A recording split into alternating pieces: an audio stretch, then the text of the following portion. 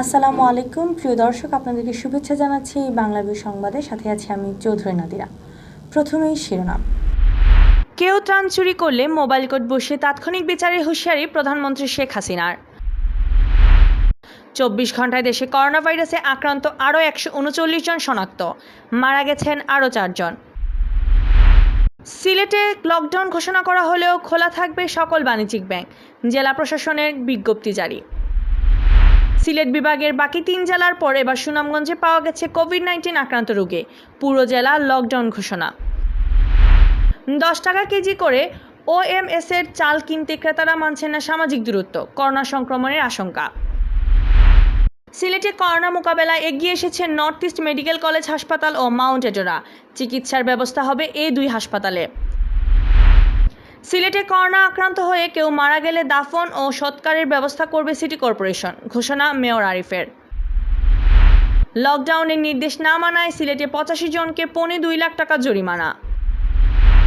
সিলেট বিভাগে 24 ঘন্টায় হোম কোয়ারেন্টাইনে পাঠানো হয়েছে 291 জনকে, হাসপাতালে ভর্তি 12 জন। লেবাননের কর্মহীন প্রবাসীদের মাঝে বাংলাদেশের দূতাবাসের ত্রাণ বিতরণ শুরু। এতক্ষণ শুনছিলেন শিরোনাম, এখন বিস্তারিত। চলমান পরিস্থিতিতে সরকারের দেওয়া ত্রাণ কেউ চুরি করলে প্রয়োজনে মোবাইল কোড বসিয়ে তাৎক্ষণিক বিচারের ব্যবস্থা করা হবে বলে হুঁশিয়ারি দিয়েছেন প্রধানমন্ত্রী শেখ হাসিনা। রোববার প্রধানমন্ত্রীর সরকারি বাসভবন গণভবন থেকে ভিডিও কনফারেন্সে বিভিন্ন জেলার সঙ্গে কথা বলার সময় তিনি এই হুঁশিয়ারি উচ্চারণ করেন। প্রধানমন্ত্রী বলেন, ত্রাণ নিয়ে যারা অনিয়ম দুর্নীতি করার চেষ্টা করবে তাদের কাউকেই ছাড় দেওয়া হবে না। প্রয়োজনে তাৎক্ষণিকভাবে মোবাইল কোড বসিয়ে তাদের বিচার করা হবে। করোনা ভাইরাসের আক্রমণ থেকে রক্ষা পেতে ঘরে বসে বেশি বেশি দোয়া পড়ার আহ্বান জানিয়ে প্রধানমন্ত্রী বলেন, এখন তো তেমন কোনো কাজ নেই, তাই এই বিপদ থেকে রক্ষা পেতে আল্লাহর কাছে বেশি বেশি দোয়া পড়ুন। প্রধানমন্ত্রী শেখ হাসিনা বলেন, করোনার সংক্রমণ থেকে বাঁচতে সবাই ঘরে থাকুন, এছাড়া সবাই মুখে মাস্ক ব্যবহার করুন, তাহলে নিজেকে অনেকটা সুরক্ষা করতে পারবেন। একটা কথা মনে রাখতে হবে, এই করোনার কারণে এই ভাইরাসটা এমনভাবে সারা বিশ্বকে নাড়া দিয়েছে, এখানে কিন্তু খাদ্য অভাবটা মারাত্মকভাবে দেখা দিতে পারে। কিন্তু বাংলাদেশ, আমি এটুকু বলতে পারি যে এই দেশ, আমাদের মাটি আছে, মানুষ আছে, আমাদের মাটি অত্যন্ত উর্বর। আমরা কিন্তু নিজেদের চাহিদা পূরণ করে অনেককে সাহায্য করতে পারবো যদি আমরা যথাযথভাবে খাদ্য উৎপাদন করতে পারি, এবং সেটা আমাদের উৎপাদন করতে হবে। গত 24 ঘন্টায় দেশে মহামারী করোনা ভাইরাসে আক্রান্ত আরও 139 জনকে শনাক্ত করা হয়েছে। এতে দেশে ভাইরাসটি আক্রান্তের সংখ্যা দাঁড়িয়েছে 621 জনে। এদের মধ্যে আরও 4 জন মারা যাওয়ায় মৃতের সংখ্যা বেড়ে দাঁড়িয়েছে 34 জনে। রোববার দুপুরে স্বাস্থ্য অধিদপ্তরের করোনা ভাইরাস সংক্রান্ত নিয়মিত হেলথ বুলেটিনে এ তথ্য জানানো হয়। অনলাইনে বুলেটিন উপস্থাপনকালে উপস্থিত ছিলেন অধিদপ্তরের অতিরিক্ত মহাপরিচালক অধ্যাপক ডাক্তার সানিয়া তাহমিনা ও আইইডিসিআর এর পরিচালক অধ্যাপক ডাক্তার মির্জাদি সেব্রিনা ফ্লোরা। ডাক্তার ফ্লোরা জানান, গত 24 ঘন্টায় 1251টি নমুনা পরীক্ষা করা হয়। এতে 139 জনের শরীরে করোনা ভাইরাস শনাক্ত হয়, ফলে মোট আক্রান্তের সংখ্যা হয়েছে 621। আক্রান্তদের মধ্যে গত 24 ঘন্টায় আরও 4 জন মারা গেছেন, ফলে মৃতের সংখ্যা দাঁড়ালো 34 জনে। নতুন করে যারা মারা গেছেন তাদের মধ্যে 3 জন পুরুষ এবং 1 জন নারী। 4 জনের মধ্যে 2 জন ঢাকায় এবং 2 জন ঢাকার বাইরে মারা যান। এছাড়া আক্রান্তদের মধ্যে আরও 3 জন সুস্থ হয়ে বাড়ি ফিরেছেন। এ নিয়ে সুস্থ হয়ে বাড়ি ফিরেছেন মোট 39 জন। যেই 3 জন সংক্রমণ থেকে এখন মুক্ত হয়েছেন তাদের মধ্যে 2 জন মহিলা, 1 জন পুরুষ এবং 1 জন চিকিৎসক রয়েছেন। এই চিকিৎসক, তিনি একজন রোগীকে সেবা দেওয়ার সময় আক্রান্ত হয়েছিলেন এবং তিনি সুস্থ হয়ে বাড়ি ফিরে গেছেন। আমরা এই তথ্যটা আপনাদেরকে আনন্দের সাথে জানাই। তবে দুঃখের সাথে জানাচ্ছি যে এই গত 24 ঘন্টায় আরো 4 জন মৃত্যুবরণ করেছেন, যাদের মধ্যে কোভিডের সংক্রমণ নিশ্চিত করা গেছে। সর্বমোট মৃত্যুর সংখ্যা এখন 34। যে 3 জনকে আমরা সর্বশেষ হারিয়েছি, আমরা তাদের আত্মার মাগফিরাত কামনা করছি। তাদের মধ্যে রয়েছেন 3 জন পুরুষ এবং 1 জন মহিলা। করোনা ভাইরাসের সংক্রমণ ঠেকাতে সিলেটে লকডাউন ঘোষণা হলেও বাংলাদেশ ব্যাংকের তালিকাভুক্ত সকল তফসিলি ব্যাংক সিলেটে নিজেদের কার্যক্রম চালাতে পারবে। রোববার বিজ্ঞপ্তি দিয়ে এ তথ্য জানিয়েছেন সিলেট জেলা প্রশাসন। ফলে সোমবার থেকে সিলেটে ব্যাংকিং কার্যক্রম চলবে। লকডাউন ঘোষণা করা জেলাগুলোতে বেসরকারি বাণিজ্যিক ব্যাংকের কার্যক্রম বন্ধ ঘোষণা করে বাংলাদেশ ব্যাংক। ফলে রোববার সিলেটে কোনো বেসরকারি ব্যাংকে আর্থিক লেনদেন হয়নি। এই অবস্থায় ব্যবসায়ী ও সাধারণ লোকজন পড়েন বিড়ম্বনায়। সমস্যা অনুধাবন করে সিলেটের জেলা প্রশাসক বিকেলে সরকারি বেসরকারি সকল ব্যাংক খোলা রাখার নির্দেশ দিয়ে বিজ্ঞপ্তি জারি করেন। ফলে সোমবার থেকে সকল ব্যাংক খোলা থাকবে। সরকারি নির্দেশনা অনুযায়ী সকাল 10টা থেকে দুপুর 12টা পর্যন্ত সীমিত পরিসরে ব্যাংকগুলো তাদের সেবা প্রদান করবে। সিলেট বিভাগের বাকি 3 জেলার পর এবার সুনামগঞ্জে পাওয়া গেছে কোভিড-19 আক্রান্ত রোগী। করোনা ভাইরাসে আক্রান্ত হয়েছেন এক নারী। প্রায় 1 মাস আগে ওই নারীর স্বামী সৌদি আরব থেকে দেশে ফিরেন।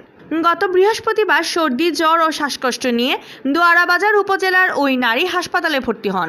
তার নমুনা সংগ্রহ করে সিলেট উসমানী মেডিকেল কলেজের ল্যাবে পাঠানো হয়। রোববার তার রিপোর্ট পজিটিভ এসেছে বলে জানানো হয়। এরপর ওই নারীর বাড়িসহ আশেপাশের 12টি বাড়ি লকডাউন করা হয়। ওই বাড়িগুলোর লোকজনকে হোম কোয়ারেন্টাইনে থাকার নির্দেশও দেওয়া হয়।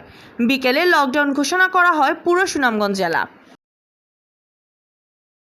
সিলেটে নিম্নবিত্তদের জন্য চলছে 10 টাকা কেজি করে ওএমএস এর চাল বিক্রি। এই চাল কেনার জন্য প্রতিদিন ডিলারের দোকানের সামনে ভিড় করছেন শত শত নারী পুরুষ। চাল কিনতে আসা এসব লোকজন সামাজিক দূরত্ব না মানায় করোনা সংক্রমণের সংখ্যা দেখা দিয়েছে। রোববার সিলেট নগরীর চারাদিঘির পাড়ে গিয়ে দেখা যায় কাউন্সিলর আব্দুল মুহিত জাবেদের অফিসের পাশে ডিলারের দোকান থেকে প্রতি কেজি 10 টাকা দামে চাল বিক্রি করা হচ্ছে। চাল কিনতে লাইনে দাঁড়িয়ে আছেন 16 ও 17 নম্বর ওয়ার্ডের কয়েকশো নারী পুরুষ। কে কার আগে চাল নেবেন সেটা নিয়ে চলছে হুড়োহুড়ি ধাক্কাধাক্কি।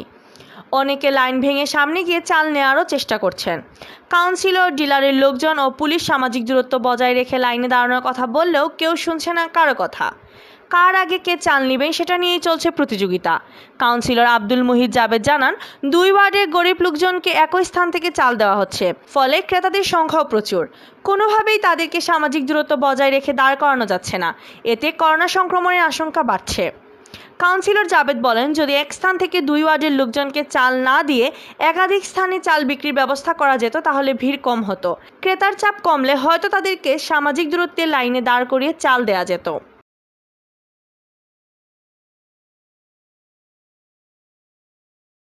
সিলেটে করোনা ভাইরাস মোকাবেলায় এগিয়ে এসেছে 2টি বেসরকারি হাসপাতাল। পরিস্থিতি ভয়াবহ আকার ধারণ করলে সংশ্লিষ্ট কর্তৃপক্ষ তাদের 2টি হাসপাতাল কোভিড-19 আক্রান্তদের জন্য ছেড়ে দেওয়ার ঘোষণা দিয়েছেন।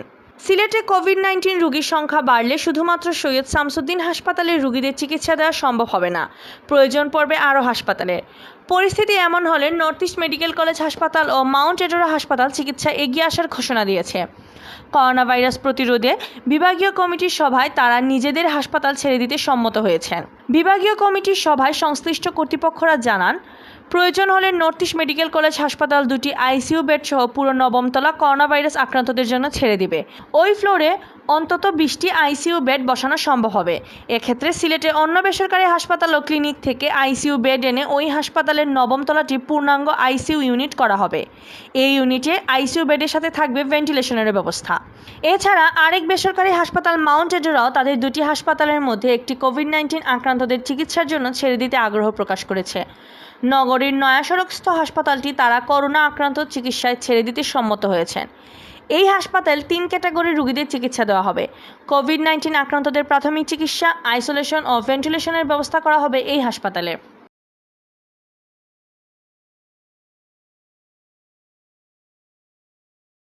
সিলেটে করোনা ভাইরাস আক্রান্ত হয়ে কেউ মারা গেলে তার দাফন কাফন ও সৎকারের ব্যবস্থা করবেন সিটি কর্পোরেশনের mayor Ariful Haque Chowdhury.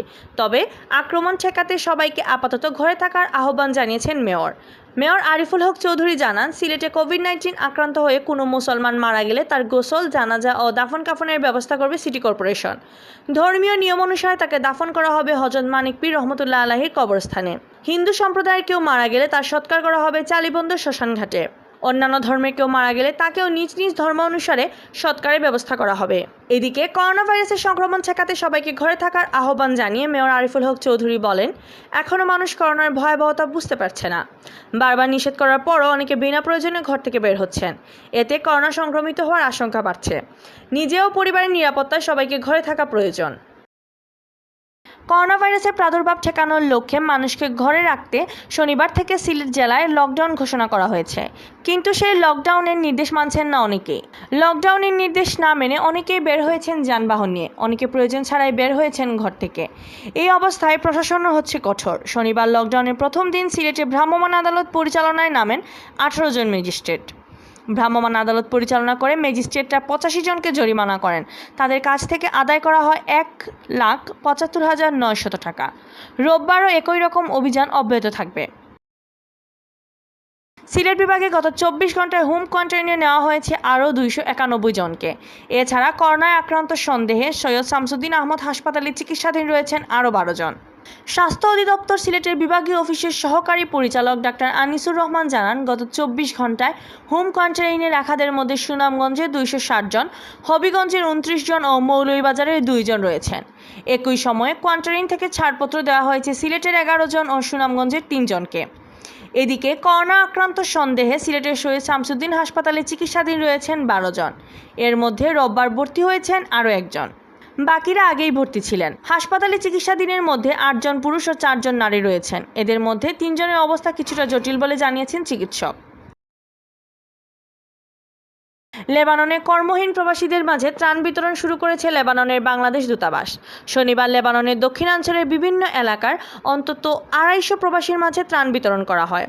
Corona virus মোকাবেলায় গত 16 মার্চ থেকে লেবাননের লকডাউনে কর্মহীন হয়ে পড়েন হাজারো প্রবাসী বাংলাদেশি।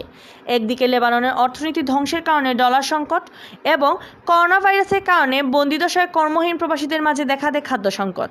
এই অবস্থায় প্রবাসীদের সাহায্যার্থে কর্মসূচি ঘোষণা করে বাংলাদেশ সরকার, যার অংশ হিসেবে এই প্রথম লেবাননের দক্ষিণাঞ্চলের কয়েকটি এলাকার প্রবাসীদের মাঝে ত্রাণ বিতরণ করা হয়।